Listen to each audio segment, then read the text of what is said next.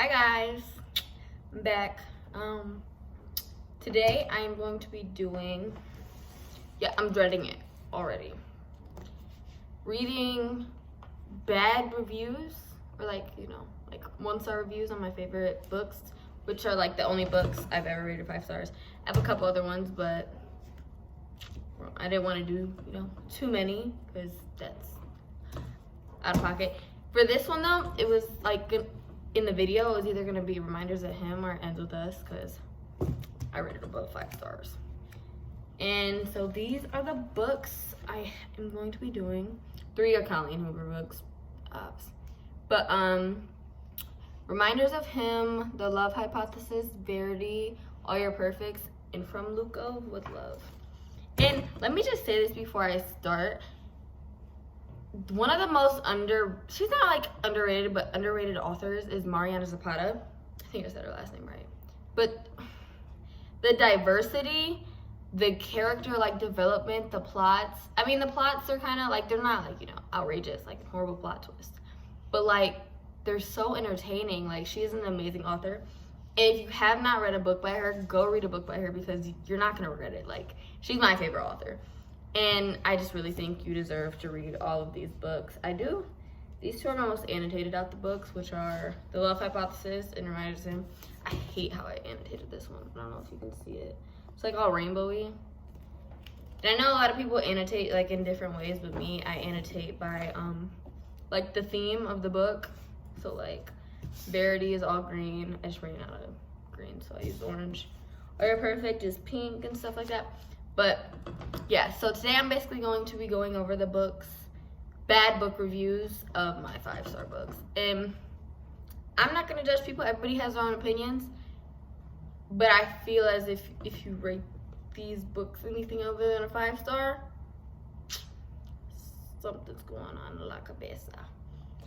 But yeah, so before I start, if you're not subscribed, subscribe to me. I know I might still be awkward or whatever, but I haven't filmed a YouTube video since freshman year, and I deleted all of those because that was horrible. And now I'm this whole different person who sits here and reads. And if you like it, you like it. If you don't, you don't. But please make sure to like and comment and subscribe. And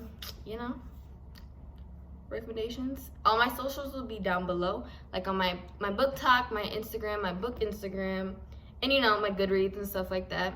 Just be down below. And when I start, you know what? I'm already dreading it. Let's just start. What am I gonna start with? Which one's gonna not break my heart the most? All right, I'm gonna start with this one, just because it's on top, and this one will if people disagree, I mean, I'll be kind of fair on it, But yeah. All right. So starting with The Love Hypothesis, this goes over the 2 characters of Olive and Adam, and I think I haven't read it in a while, but I do think it's just Olive's POV. I'm pretty confident. If not, just correct me. But yeah, this is basically about a woman in STEM. So beginning the book, this book does have a prologue, which is a bonus. But you see Olive, she kisses Adam randomly. Mind you, she doesn't know Adam, anything like that. And throughout the course of this book, there's a whole reason why she did this. And blah, blah, blah, blah. The relationship goes on. It's a slow burn. So this book is a slow burn, forced proximity, work romance, fake dating, sunshine and grump. This book is anything you could want in a book. It has every trope known to man, and it's just it's kind of like a comfort read, kind of. Oh my gosh, sorry to stop talking about this book for a minute, but I just ordered Lilah. It's my favorite book ever, but it was only a Wattpad book, and now she made it a real book. So if you haven't, I'll also drop that link down below because a lot of people cannot seem to find it. Okay, but yeah, this book just goes through the life of Adam and Olive, and they're both researchers in a science lab. He's not her professor, but he is a professor, if that makes sense. I don't know if that makes sense, but this book is definitely worth the read. Not everybody has the same opinions on it, which I do understand, because it's kind of, not per se boring, because I don't like the word boring, but not everybody's cup of tea. But let's get into the reviews. I gotta brace myself for this. Okay, this one she says, Where do I even start with this book? I need book talk to collectively apologize for this. I genuinely tried my best to enjoy it. It started off alright and I was into the plot, but as I kept turning the pages, the story got painfully dull. She said, halfway through the book, and I feel like it's torture to go on. I signed up for rom-com, but it feels like I'm reading a science book instead. No, because they don't really talk about science. I mean, the setting is kind of sciencey, but they're not telling you procedures on top of procedures. It's barely about the work that they're doing. That's where that one kind of confused me, because they don't really talk about the work that they're doing, so it wouldn't be a science book. And I don't know. A lot of these reviews are just like, they hate the miscommunication trope, but it's not as of like, it's not in a toxic miscommunication way. It's just kind of, they're both awkward a little bit. I like this review. She's quick and to the point. She said she rated it 1 star because of this. Some pages the ink bled and they were black. You can't read it. That's it. That's it. That's a review. Okay. Did that happen?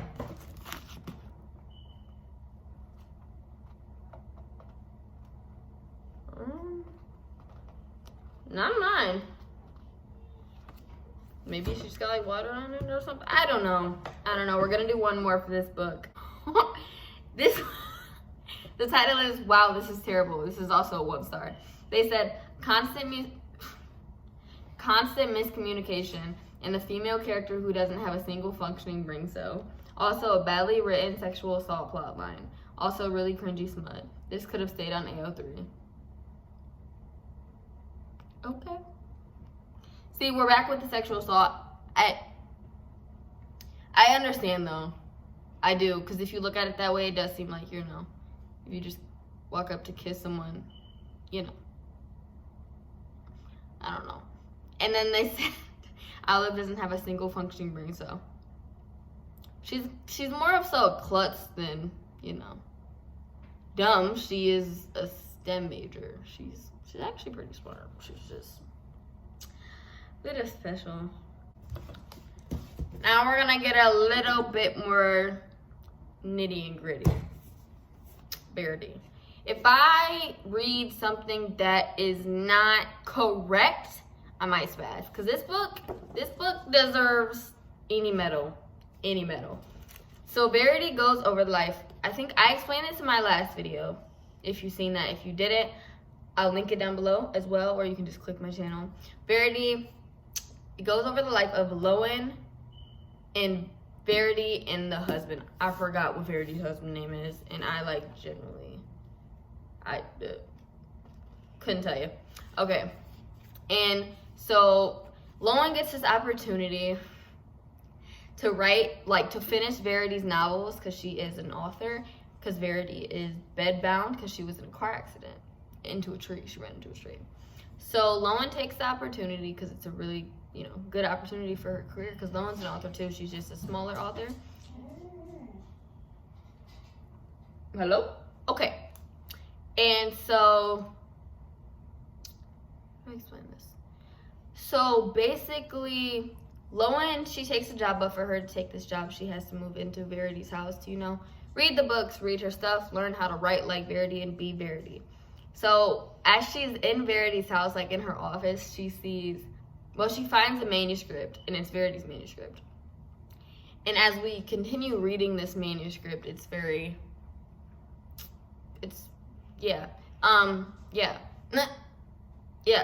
of like an autobiography, kind of. And it just spills all the tea.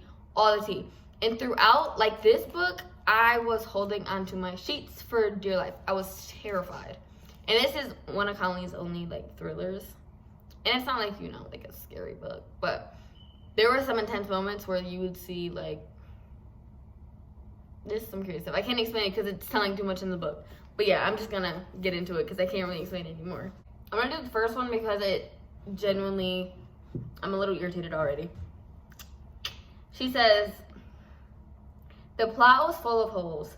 There was no character development, and the twist was completely predictable. That's why I want to stop you. This twist was not predictable at all, dude. Dude, I literally figured out on the last page, and I still am not understanding. How is it predictable? She said she saw it coming from chapter 2. How? What? Maybe it's because I don't read like thrillers like that, but that wasn't.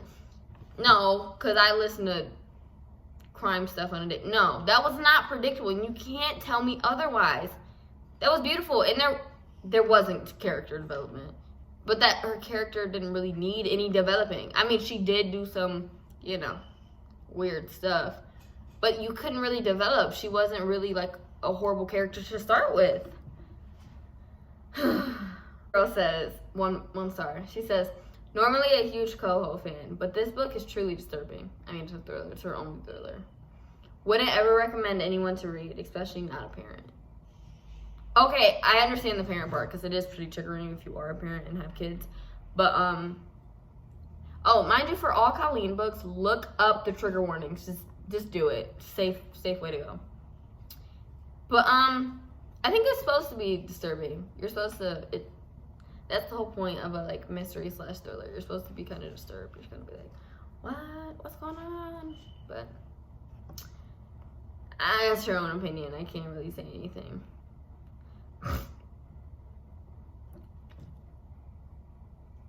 I'm not going to read this one because it has too many spoilers, but just know. Fun. Porn. I just finished Verity by Colleen Hoover. Although it is a page turner, it is definitely X-rated. It makes 50 Shades of Grey seem like a children's book. There's barely sex in this book. What? I mean, there's like a couple spicy scenes. Other than that, it's not even about that. And when it is a spicy scene, it's not 50 Shades of Grey spicy at all. I'm not, okay. Okay, I'll accept it. This person says, thumbs down for every facet? I can't read. Of this book. Nothing redeeming, horrible ending. Okay. I mean, you got to the point. What do you want me to say? I don't think it was a horrible ending. I think it was an ending that leaves you confused. I was confused. Everybody was confused. Colleen said herself she was confused. So, gonna go to my next book because I can't with that book anymore. Mariana Zapata. From Luca with Love. I love this book so much. So much. It's kind of like a recent read for me. Well, it is a recent read. I read it last week. But, oh, you can't see, it's not focusing. Okay, anyway. It's such a good book. Okay. So this book takes place of Jasmine Santos and Ivan Lukov. And mind you, let's just talk about the diversity. Jasmine, I'm pretty confident she's Mexican. Tell me if I'm wrong. I'm guessing. I'm just guessing. I'm pretty confident she is, though. Sorry. So, Jasmine is a figure skater, and she figure skates at the Lukov complex, which is, Ivan Lukov, his family's complex, and she's done it her whole life. She is best friends with Ivan's sister, and her and Ivan are enemies. So this book goes over enemies to lovers, forced proximity. Are they fake dating? Fake dating. Well, you couldn't say. It's like fake situationship-ish, kind of. And so basically, Ivan is out of a partner, and he, asked Jasmine to be his partner, which Jasmine never expected. Mind you, Jasmine is this witty. She's not the main character who's like, oh, I hate everyone. But she's very witty. She is a smart A. And she doesn't hold her tongue for anyone. She hates bullies. I love this main character because it wasn't like, oh, I hate everyone because I'm like so perfect. She just hated people who were horrible or like annoying or stuck up. Like she's a really good main character. And I just think this book is very beautiful. It just goes over the life of them and their figure skating and how they worked as a team, even though they butted heads a lot. Ivan is a very strong male lead as well, and it's a really good book. Let's get into the views because this one's probably gonna hurt my feelings. Okay, this person says, I hate single POV. Only lazy authors would do that. What? I wouldn't say barely books have dual POV, but a lot of them don't. And I don't think that makes her lazy. Look how thick this book is. I would not say lazy. I would not. And how many books she has, she is definitely not lazy. And you don't even need dual POV. You know how Ivan feels because he shows it. He shows it like the whole time. This person says, I couldn't stand her family. And that mother, whose mother acts like that, really? So basically in a story, her mom's her best friend. And her mom she has so many siblings. Not even a lot, but like a lot for like a book. And they all just have like, you know, family night dinners. They're very close and they're joking. They're all joking and their mom jokes with them too. But she's also going to tell like her sons when something shouldn't be done and stuff like that. I don't think the mom was out of line, like at all. I think maybe you just had to grow up with that kind of mom, or like, you know, understanding of it. Because if you had a mom who didn't talk about sex, didn't talk about anything like that, you're not gonna like this mom. You're gonna think she's doing too much. But this mom is a very good mom. So, personal opinion. Sorry. This person says, could not get through the first chapter. In the first 4 pages, there were 10 curse words. Unbearable. Jasmine does cuss a lot. I would say that, but I mean, that's understandable. If you don't like cussing, you don't like cussing, but Jasmine wasn't cussing at people. She was more in her head. So I think that's just a personal opinion.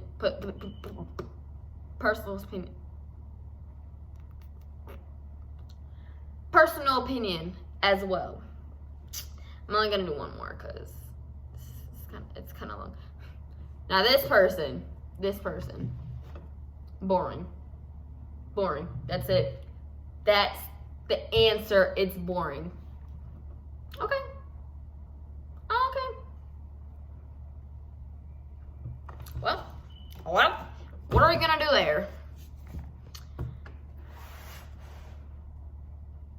Actually, I'm not gonna do reminders him because now that I think of it, if I ever do a part 2, I'm going to do It Ends With Us because I don't have the brain capacity today to listen to bad things about that, like bad reviews about that. I don't. This one though, I will fight. I will fight over all your perfects. I will, and I'm not playing because I will. This book is beautiful. So this book goes over the life of Graham. And I haven't read it. Graham and Quinn. Oh gosh, I miss this book so much. And personal opinion, but this book had me crying way more than It Ends With Us. It did. So you go over the life of Graham and Quinn, and I feel like I can't say anything without spoiling it. I mean, you're gonna figure it out, but so at the beginning of the book, they're both getting cheated on. Like, that's how they meet.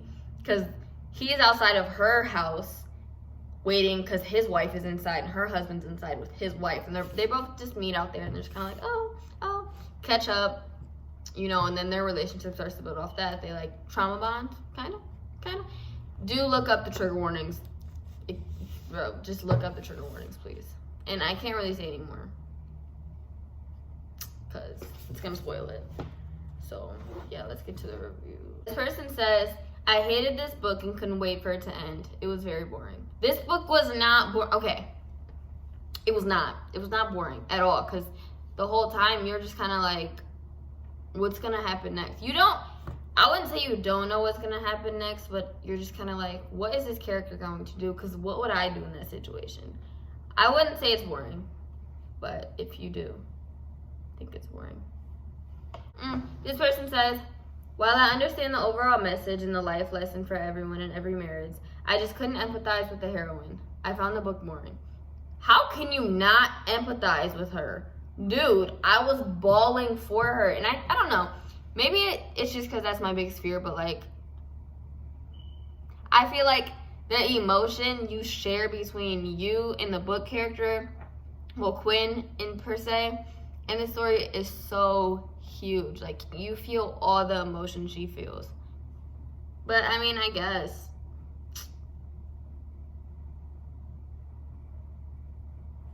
this person is upset. They said, I've been waiting to buy this cover of the book. You guys changed the description to this cover, but shipped the old cover. I don't think that's fair. See, I got this cover. I got this cover. A lot of people got the ones with the flowers and stuff. I like this one. I mean, I really wouldn't care which one I got, but I do like this one. I can't be mad. It says, the novel was good, but there were so many blank pages.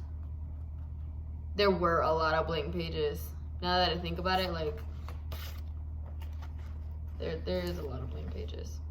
I don't know why she did that. It's already like a kind of very thinnish, not thin, thinnish book, but yeah.